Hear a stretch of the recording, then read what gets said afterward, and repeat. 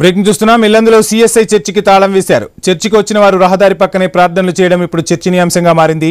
Writer బస్తీలో నూతనంగా church నిర్మాణం చేసి అక్కడ ప్రార్థనలు కొనసాగించాలని చర్చి కమిటీ సూచనలు చేసింది. చాలా మంది మాత్రం ఇంకా పాత సిఎస్ఐ చర్చికే వస్తున్నారు. కమిటీ సభ్యులు చర్చికి తాళం వేయడంతో అక్కడికి వచ్చిన వారు రహదారి పక్కన టెంట్లు వేసుకుని ప్రార్థనలు చేశారు. ఇక శతాబ్ద కాలంగా ఉన్న సిఎస్ఐ చర్చిలో ప్రార్థనలకు అవకాశం ఇవ్వాలని క్రైస్తవులు కోరుతున్నారు. తాము నూతనంగా చర్చి నిర్మాణానికి సహకరించమని అంటున్నారు. 2 చర్చిల్లోనూ ప్రార్థనలు కొనసాగిస్తామని చెబుతున్నారు. ఈ విషయంలో మత పెద్దలు తమ విజ్ఞప్తిని పరిశీలించాలని కోరుతున్నారు.